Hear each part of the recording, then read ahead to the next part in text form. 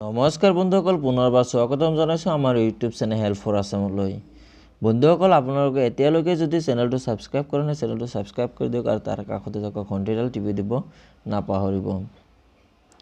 Corona virus সকলোৰে মুখে মুখে এতিয়া শুনা পাই আছোঁ কৰোনা ভাইৰাছ। ভাৰতবৰ্ষৰ লগতে বিশ্বৰ 60খন দেশত এই কৰোনা ভাইৰাছ বিয়পি পৰিছে।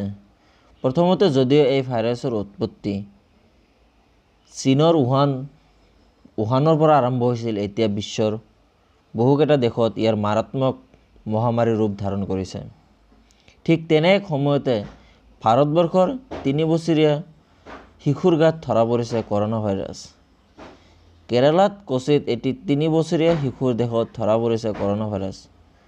বৰ্তমানলৈ ভাৰতত এই মাৰাত্মক ভাইৰাছত আক্ৰান্ত হোৱা লোকৰ সংখ্যা বৃদ্ধি পালে 40 জনলৈ। শেহতীয়াকৈ এই শিশুটিয়ে পিতৃ-মাতৃৰ সৈতে ইটালীলৈ গৈছিল। 7 মাৰ্চত ডুবাইৰ পৰা কোচিত উপস্থিত হৈছিল পৰিয়ালটোৱে। কোচি বিমানবন্দৰত স্ক্ৰিনিঙত শিশুটিক কৰোনা ভাইৰাছত আক্ৰান্ত হোৱাৰ সন্দেহ কৰা হয়। তাৰ পিছতে শিশুটিক পৰিয়ালৰ সৈতে আইচলেট কৰা হয়। শিশুটিৰ নমুনা প্ৰেৰণলৈ পৰীক্ষাৰ বাবে প্ৰেৰণ কৰা হয় আৰু পৰীক্ষাত শিশুটি এই ভাইৰাছত আক্ৰান্ত হোৱা বুলি নিশ্চিত হয়। এই কৰোনা ভাইৰাছে বিশ্বৰ যিটো GDP আছে এই ক্ষেত্ৰতো বহুত ক্ষতিগ্ৰস্ত কৰি আছে। তো বন্ধুসকল, ভিডিঅ'টো বেছি লং নকৰোঁ। যদি ভিডিঅ'টো ভাল লাগিছে লাইক কৰি দিব, কমেণ্ট কৰি দিব, শ্বেয়াৰ কৰি দিব।